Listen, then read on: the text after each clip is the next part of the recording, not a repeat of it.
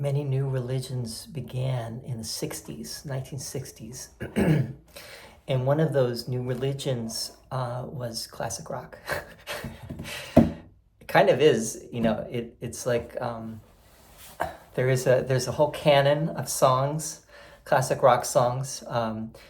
It, it, it's very, it's very much embedded in our society, in our culture, especially American culture, but in Western culture.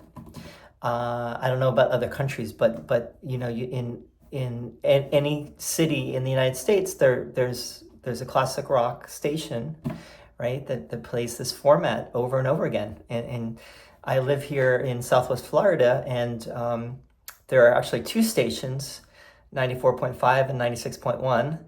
And usually the stations are very, like in the 96 something, or in the 90, in the 90s. So it's like the prime real estate of radio. And these stations basically play the same songs, the same 200 or 300 songs maybe, over and over and over again. You hear, a lot of the same artists over and over and over. I won't go into who they are because I don't want to get too off track right now. But when we talk about classic rock, basically we're talking about music from about 1965 to about 1995. I started, last time I did this, I did 10 songs from 1965 to 1970. And I'm comparing it to A Course in Miracles. I'm looking at this in light of A Course in Miracles. So I was looking at songs that came from when the Course began to be scribed by Hqeaven in 1965. She began scribing until 1970.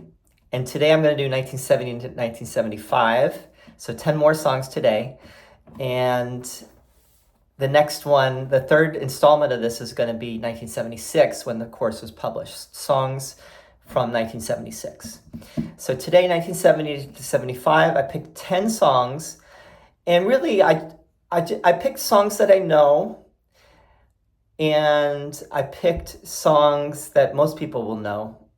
These are like the classic of the classic. Many of these are like the top 50 songs of all time in classic rock. The top 100 songs, you might say. So you'll know these songs, most of them. And also songs that, have some relationship or relevance to A Course in Miracles. But keep in mind that A Course in Miracles is a unique thought system, and it's quite deep. It's I don't want to just say quite. It's profound. Rock music can be profound as well, but most popular music, and rock music is part of popular music, tends to not go that deep, only because most people are not ready for it. And if those songs do go deeper, many times they lose people, right? And you don't hear those songs because they're too deep. It's a rare song that is both deep and popular. And some of these songs are, that's what I want to point out here. So the first song, 1970, there's a band named Free, and they had a song called All Right Now.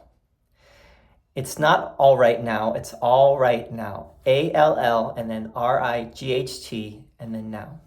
So, simple question is, how do you spell all right? If someone says it's all right, it's usually spelled A-L-R-I-G-H-T. It's one word. But this one is all right now, 3 words. That's the first thing to point out about the song.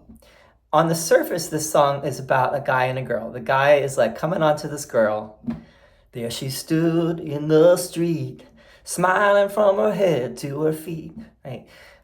He's like, it's a big come on. And to this girl, he takes her home, and she doesn't really trust him. He's like this, whatever, hippie dude coming on to her. And she feels like he's he's trying to go too quickly with her, and she doesn't want to be, that's what it sounds like on the surface, that she doesn't want to go so fast with this guy, and this guy is like, he's like, it's all right, baby, it's all right, come on. Now I think this song actually has a deeper meaning. The it's all right now, baby, it's all right now. Everything is all right now. That's my take on it, and that's just right in line with the chorus, right?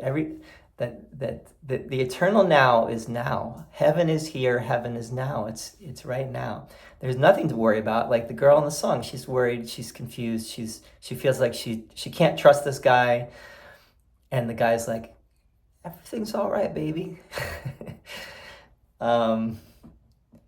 I don't know if that would go over too well in today's world, with things as they've turned out, like with Me Too and all that kind of stuff. But I think this song has a deeper message. And let's just point out the fact that many rock and roll songs, many classic rock songs, have the word all right. For example, Lou Reed, Rock and Roll, his song Rock and Roll. And it was all right, which I could have put on this list as well. And then John Lennon, Revolution, right? All right, he ends the song, all right, all right.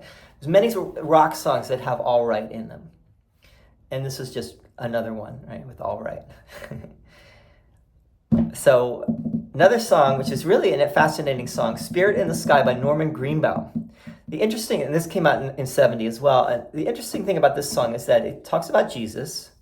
It's one of the few rock pop songs that talked about Jesus openly. The early song, this is from the early days. This is when it still wasn't exactly cool to talk about Jesus in a song. And the interesting thing about this song is that the guy grew up as an Orthodox Jew, and kind of on a whim, he wrote the song. He's like, he heard someone doing a gospel song on TV, and he's like, hey, I could do that. And like in 15 minutes, he wrote the song. And then the recording of it came together in a very interesting way. And it's really a great song that has had a very big impact on the world, and on definitely on popular culture. And I remember in like the 90s, it was used all the time in movies. Probably still is used a lot. It's kind of a funny song. It's like, when I die, when they lay me to rest, I'm gonna go to the place that's the best. Got to have a friend in Jesus. And the lines that people had a problem with was, I'm not a sinner, I've never sinned. I've got a friend in Jesus, I believe were the words. But he says, I've never been a sinner, I've never sinned. Which is, again, is what A Course in Miracles teaches as well, that the belief in sin is a belief to be undone, right? The belief in sin is all that is in the way between us and God, because God does not know about sin. God does not know about atonement and forgiveness. Those are human-made concepts. Those are not human, but ego-made concepts. Egoic concepts. All right, the next song is one of those songs that really does combine the profound and the popular. It's been listed and ranked as one of the greatest songs of all time, and definitely one of the greatest classic rock songs. And you probably know the song I'm talking about, Stairway to Heaven by Led Zeppelin, right? Robert Plant, Jimmy Page were the main authors. I think Jimmy Page came up with the chord progression, which I think he lifted from the band Spirit that Led Zeppelin played with in concert. They toured with them, and they had and Spirit had a song which was very similar, starting, the do do do do. I'm not going to do it very well, but the opening chord progression, and Led Zeppelin got taken to court for that, by the way, and they won the court case. But the thing I want to say is, how was the song written? Jimmy Page came up with the chords, and then Robert Plant was like sitting, he talked about how he was sitting in front of the fire at their mansion in England, and he was meditating on spiritual perfection, looking into the fire, and the words came to him. And the words are brilliant. Robert Plant kind of has disavowed the song. He's kind of embarrassed by it, I think. But it's a profound song. This is like, especially I would say that last stanza, in every wind on down the road, our shadows taller than our souls, there walks a lady we all know, shines bright light and wants to know that everything still turns to gold. And if you listen very hard, the tune will come to you at last, where one is all and all is one and all one is all. To be a rock and not to roll. I might have missed a line there. To be a rock and not to roll. It's basically A Course in Miracles right there, right at the very end. To be a rock and not to roll, to listen very hard, and to find the answer. One is all and all is one. I would say that he really did tune into spiritual perfection there, Stairway to Heaven, right? And there's two paths, right? So the song also talks about the two ways you can go, which the Course also does, from the beginning to the end. There's only two things. There's love and there's fear. Love is spirit. Love is the stairway to heaven. Fear is the descent into madness and hell. Fear is the belief that we could be separate from love, we could be separate from God, we could be separate from the love of God, and that is an illusion. So I won't say that much more about that song, but I have actually talked about that song, and some of these songs I've talked about in other videos. 1971, next year. Oh no, this is the same year as Stairway to Heaven. This is one of my favorite songs, not one you might think should be on this, but Sooner or Later by the Grassroots. The Grassroots had some popular songs at that time. This is, I think, their best. Sooner or later, love is gonna get you. Sooner or later, girl, you gotta give it. You've been looking for love in all the wrong places. You've been looking for love in all the wrong faces, right? You've been looking for love outside of yourself, and you need to look for love within yourself, right? You have to find it within yourself. Love is going to get you, true love, sooner or later. And that you could do it sooner. You could accept that love now, but you could also wait, and you could keep resisting. But it's, in some ways, this song is like All Right Now. It's all right, All Right Now is a similar thing, because the guy is like coming on to the girl like, sooner or later, baby, you're gonna have to give in to my love, right? But there's a deeper message, I think. The deeper message is, sooner or later, we all have to give in to love, right? Sooner or later, we all have to accept love. You could say the love of God.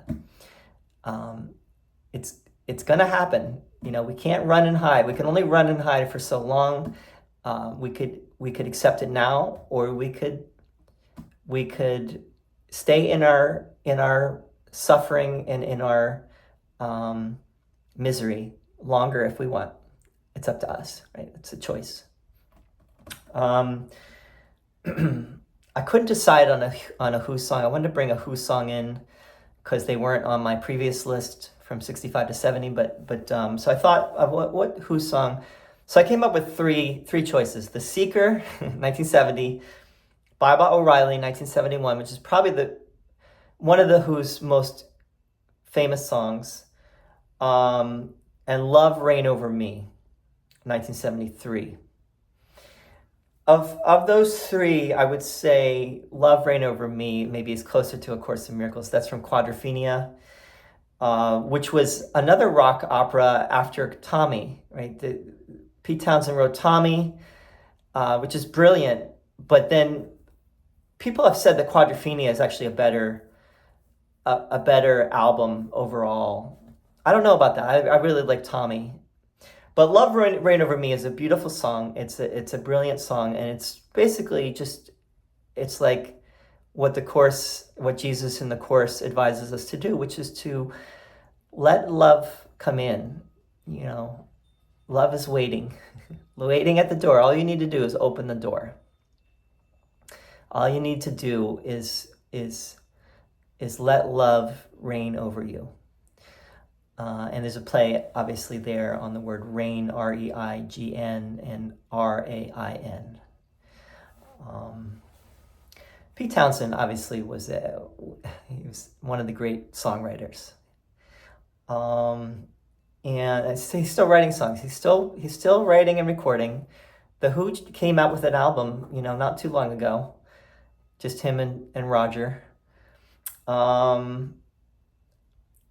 What else did I want to say about that? Also, I mentioned how Pete Townsend was a follower, he probably still is a follower of Mayor Baba, who was this guru from India who declared himself to be the avatar of the age. And the song Baba O'Reilly is a reference, I believe, to Mayor Baba. Yeah, so Pete Townsend, his songs, in light of that, you can see that influence in some of his songs for sure. 1972, we got a song written by Jackson Browne, but completed by Glenn Frey and recorded by the Eagles before Jackson Browne recorded it. The song is Take It Easy. Everyone knows this song. The Eagles version was the one that really hit the charts. Jackson Browne's version, interestingly enough, did not really chart too well. Even though Jackson Browne wrote the song, Glenn Frey kind of took it and ran with it. But the words that I want to focus on: don't let the sound of your own wheels drive you crazy. Lighten up while you still can. Don't even try to understand. Just find a place to make your stand. Take it easy.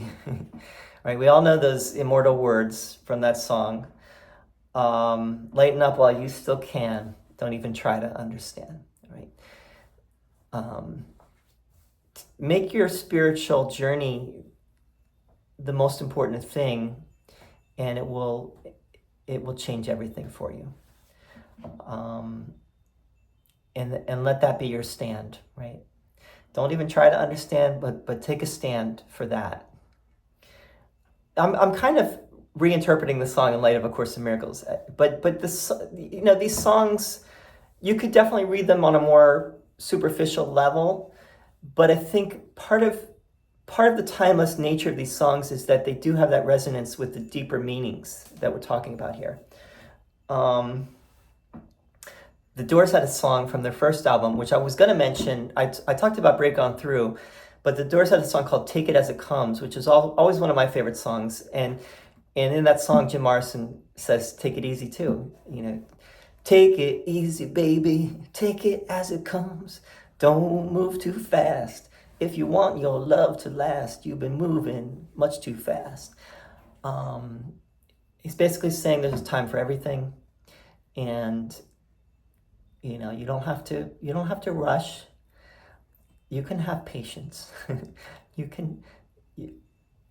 Don't force things. Don't push things.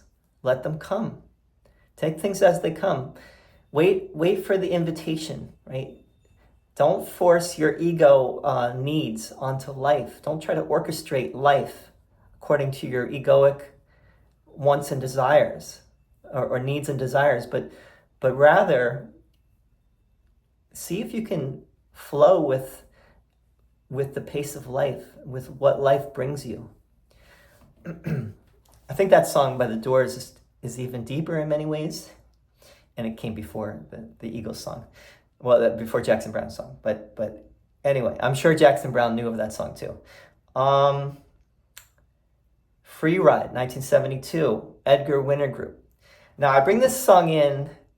Come on and take a free ride. This is a great song, and it's really like,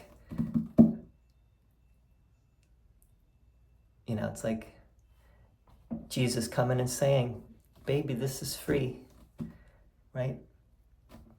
The love we're talking about, what we're talking about, is the only thing that's free, right? But he's also talking Edgar Winter. This is the Edgar Winter Group. It's a song written by a guy named Dan Hartman, and the Edgar Winter Group made it famous in '72. It's called Free Ride. Now listen to these words and see how they apply to today. All over the country, I'm seeing the same. Nobody's winning at this type of game. We gotta do better. It's time to begin. You know all the answers must come from within. It's 1972, right? And here we are 50 years later. What was happening then is still happening now. People, the rhetoric is, you hear all the time, oh, this is a country that's so divided, and party lines, and there's we're saying crazy things about each other for political gain, and blaming each other. One side blames the other for the same things, basically.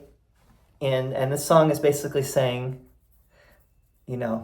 all over the country, I'm seeing the same. Nobody's winning at this type of game. We got to do better.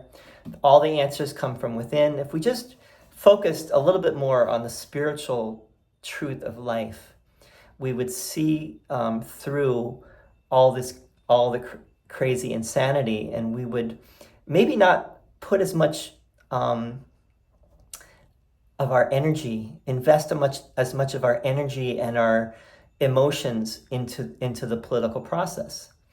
And we would just see that, the simple truth is whatever party is in power, the country basically runs, and it's amazing how it runs.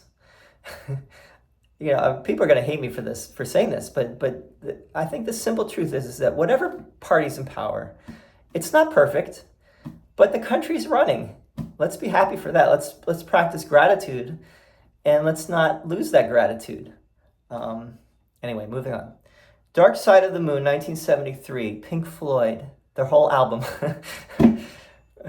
If I had to pick a song from that album, I would pick the song "Us and Them." Right? And it's the same thing that we're talking about. Us and them, divided. We make enemies of the other. We say they're the problem. We push the blame outside of ourselves, so we don't look at ourselves. Us and them, after all, we're all ordinary. We're only ordinary men. Me and you, God only knows it's not what we would choose to do. Right? This is like soldiers. This is a soldier in going to battle. Right? It's us and them. War is crazy. Absolutely crazy. The most insane thing ever. Ever devised. But the war is just, external war is just symbolic of the inner war that's going on within all of us. So, on that note, I want to talk about Roger Waters, who has come under fire. He's about 80 years old. He's still doing very well. He was really in many ways, the heart and soul of Pink Floyd. He wrote these songs. He came up with the concepts for The Wall and for Wish You Were Here and for Dark Side of the Moon. He was the guy behind those albums and many of the songs on the albums. And today he is being crucified by some people for his things that he said, especially about Israel and about Jewish people. I'm Jewish, by the way, and I've listened to him talk. He does say some really out there things, but I think his heart is in the right place in that he wants to find an end to war. and he sees the insanity of it, which you can hear in the songs, from 50 years ago that he did with Pink Floyd. So, like, it would be easy to make him to demonize Roger Waters and make him into a bad person. And I would resist that. He's not a bad person.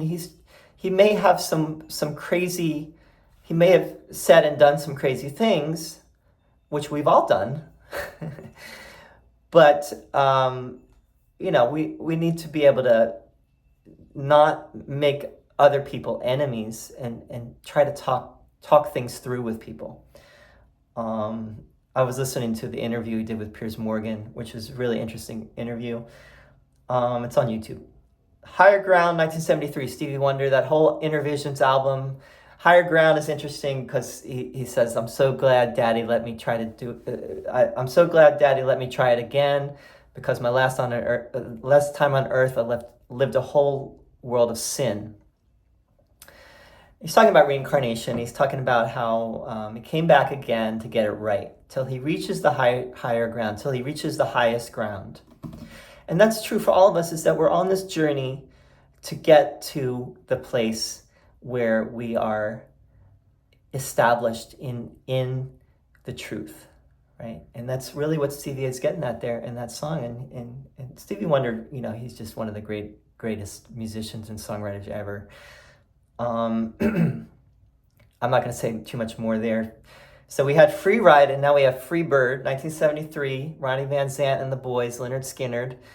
I don't know if I need to say too much about this song. I'm as free as a bird now. I'm always free, right? This bird you cannot change, right? Nothing you can say or do to me can change what I really am. I think that's the message of that song. And the song just is one of my favorites too. I love the guitar at the end. I think the guitar, just one of the greatest guitar songs ever. Better than Hotel California. Better than the guitar solo at the end of Hotel California. The guitar duo. Maybe almost as good as Blue Sky by the Allman Brothers. I should have had Blue Sky on here too, but I didn't. But Blue Sky is a honorable mention. I think the last song is Born to Run, Bruce Springsteen, 1975. Born to Run was maybe his greatest album ever. I think it's just a brilliant. He set out to make the best rock and roll album ever, and I would say he did one of the best. One of the best albums ever. Born to Run is maybe his swan song, the song that he will be most remembered for, either that or Born in the USA, which is also a brilliant song. But so the lines from this song that I want to point out: I gotta know how it feels. I want to know if love is wild, babe. I want to know if love is real. Can you show me? Beautiful lines, immortal lines, right? I gotta know how it feels. I can't believe what other people say about it. I have to know what it feels like. I want to know. I gotta know how it feels. What else? What else did he say? He said at the end of the song, someday, girl, I don't know when, we're going to get to that place where we really want to go, and we'll walk in the sun. But till then, tramps like us, baby, we were born to run. Tramps like us, baby, we were born to run. Which, interpreted in light of the course, once again, is where we're all at. We're all searching for our true self again. We're all searching for true love, the real meaning of life, right? The true, the love beyond all love, the peace which passeth understanding. We're all seeking for that. As long as we're not there, we're confused and we're suffering, right? Tramps like us, baby, we were born to run. We're on the run until we're running and hiding until we find that, right? Until we find that real love that he's talking about there. And that's, for me, that's why that song is great. One of the reasons why that song is great, because he touched something beyond the superficial meaning of that song, right? And with all these songs, they touch something deeper than except maybe "Stairway to Heaven," which is like spiritual, is a spiritual song, right? It's not like a love song, like a romantic love song. It's spiritual from the very beginning of the song, right? But these other songs are on the surface are more of like a romantic love song, but you can read these meanings from this. You can get these meanings, deeper meanings from the song, which is what makes them great. They read on different levels, and everyone will get whatever they get from it. And I'm sure if you were listening to this video and you were resonating with this video, you're there yourself. Otherwise, this would not resonate with you. And thank you so much for tuning in, for listening. And this is a long video, but I hope it was useful, helpful, enjoyable. And next video, the last installment here, I'm going to do classic rock songs from 1976 when A Course in Miracles was published. So the Spirit of 76, stay tuned for the Spirit of 76 coming at you very soon. Till then, rock on.